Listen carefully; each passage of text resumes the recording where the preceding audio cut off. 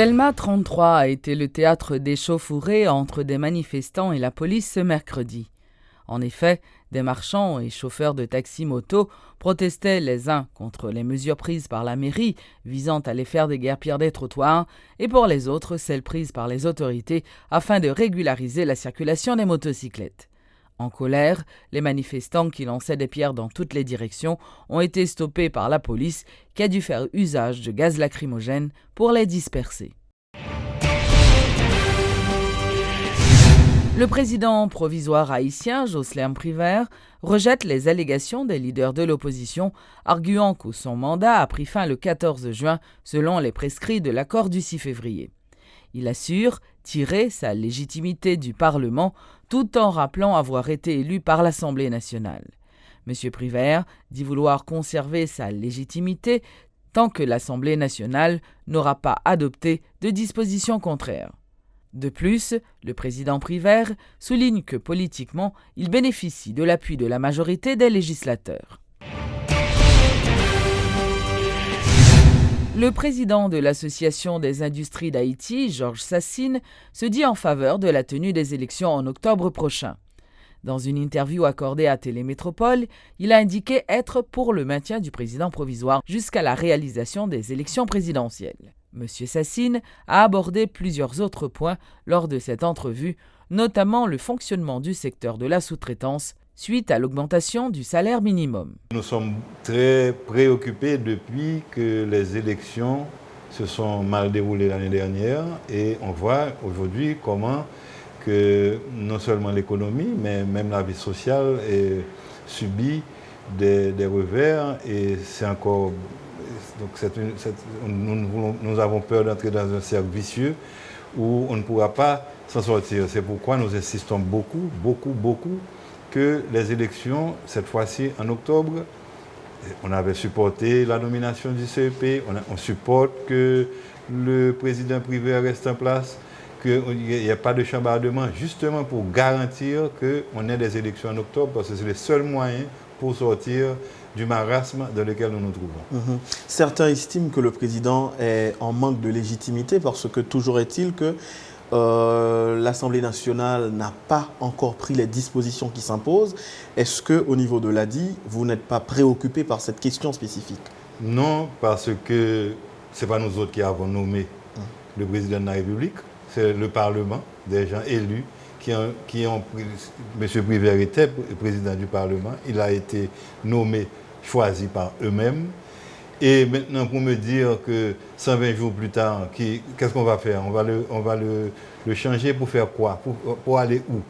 Non, mais il y a un accord. D'accord, mais la faute n'est pas seulement imputable à M. Privert que les élections n'ont pas eu lieu. Donc, le mieux, le plus sensé pour nous, c'est de continuer jusqu'à octobre, qu'on ait des élections et que le 7 février, on ait un nouveau gouvernement, un nouveau président élu. Est-ce qu'au niveau de l'ADI, nous gagnons un regard particulier que nous portons sous budget qui est chiffré à 122 milliards de gourdes? Il y a des économistes qui estimaient que son budget qui est réaliste, mais il y a des points qui montraient que perspective n'est pas réjouissante en quelque sorte. Bon, moi, je vais répondre personnellement, je ne vais pas répondre au nom de l'ADI. Pour moi-même, c'est un gros payroll, c'est un bon budget. Okay. Parce que je ne sais pas qui côté investissement pour production a fait, investissement pour permettre circulation, biens et services a fait. Moi, que ma salariale là, c'est lui qui est le plus gros chapitre dans le budget. Donc, moi, c'est un gros payroll. Ça, c'est moi-même personnellement.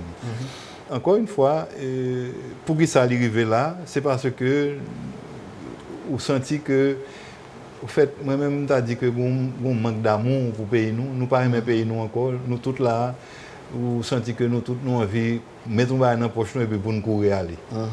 Courir qui côté, je ne sais pas parce que n'importe qui côté nous aller, nous pas la caille nous. Son seul côté nous la caille nous, c'est la caille nous ici. Donc, en nous-mêmes, en nous ranger, en nous balayer, en nous nettoyer, en nous ranger, en nous suspendre. Il faut nous commencer à comprendre que là où Haïtien a un problème, c'est nous tous Haïtiens qui ont un problème. Mais nous ne pouvons pas comprendre, malheureusement. Le ministre de la Justice et de la Sécurité publique, Camille Junior-Edouard, envisage de combattre l'insécurité. Il a annoncé prendre tout un ensemble de mesures en vue de lutter contre le banditisme et la criminalité. Il compte intensifier les fouilles policières, mettre en place des caméras de surveillance dans les points stratégiques et effectuer des contrôles stricts des motocyclettes, de la vente jusqu'à leur utilisation. Évidemment, il y a une fouille systématique qui a intensifié selon zones que au sein de la PNH va établir comme des zones où côté que un risque plus élevé de criminalité. Mais le deuxième champ de mesure, c'est la vidéosurveillance. Vidéosurveillance, là, c'est depuis les années 2000, avec progrès technologie, avec images haute définition, et au niveau régional même et au niveau international, les experts ont établi que vidéosurveillance, les utiliser pellicule, les utiliser film, les regarder images, les agrandir, les capable d'exploiter angle, les pixeliser images, les bail et plus capacité pour la police faire travail d'enquête que le besoin fait. Évidemment, il y a à deux niveaux. Un niveau qui c'est au niveau étatique. Là, et nous avons parlé que dans des endroits publics qui relèvent directement au niveau des autorités locales, là je parle des municipalités, ou au niveau national, et je parle au niveau des routes départementales et tout ça. Et là, l'État a pris responsabilité, l'a continué par responsabilité. Je me rappelle pour vous que tu as des drones, que la police te fait acquisition qui permettent que nous sommes capables de des images et pratiquement à 360 degrés. Troisième champ de mesure là qui concernait particulièrement motocyclette. Et là, nous dit motocyclette, nous voulons parler de l'importation avec des spécifications que l'État va l'exiger jusqu'à la destruction. C'est-à-dire, même la moto, il n'est pas de caoutchouc encore, mais nous ne pouvons pas quitter le domaine motocyclette ça, sans qu'une fois pour toutes, nous ne pas porter des mesures correctrices là-dedans. Le procès de Clifford Brandt, accusé de kidnapping, a repris ce mercredi au palais de justice de Port-au-Prince.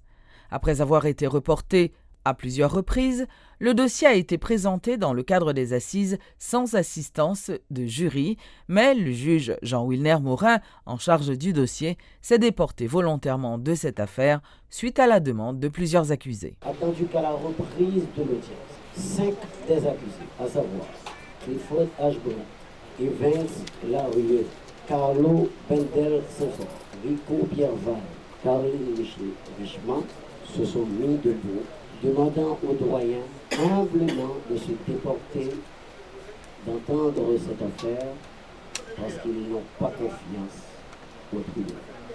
Attendu que le tribunal n'a aucun intérêt particulier dans cette affaire et ne saurait en avoir, pour permettre à ces accusés qui ont demandé humblement au tribunal d'avoir un procès où ils auront à se défendre, déportant volontairement de la connaissance de cette affaire et au doyen du tribunal de première instance de Port-au-Prince de prendre toutes les mesures de droit. Donnez-nous.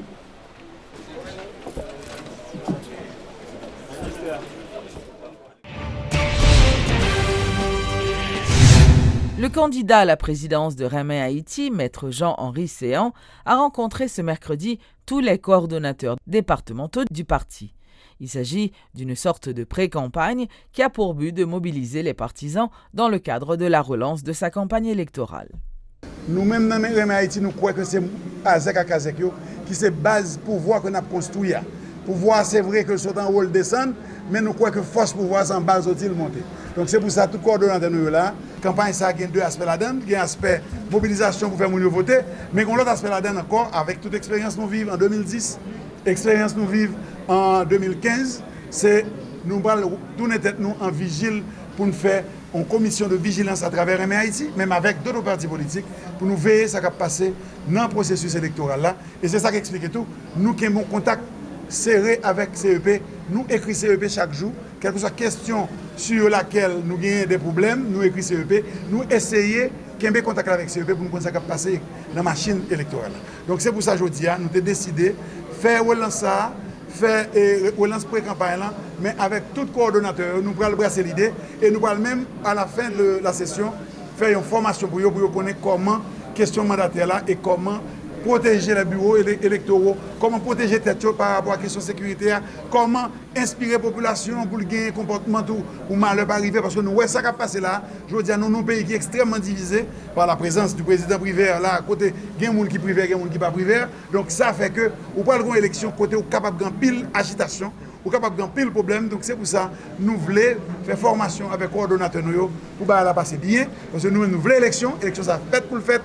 Il faut que le 7 février, le président du pays, il faut que Azek à Kazek qui est élu, il faut que tout le monde mette en place, tous les élus en place pour que le pays prenne route, le pays a marché comme un pays, comme tout l'autre pays, que nous-mêmes, nous sommes capables, avec le projet nous gagnons, mettre en branle pour que nous changions.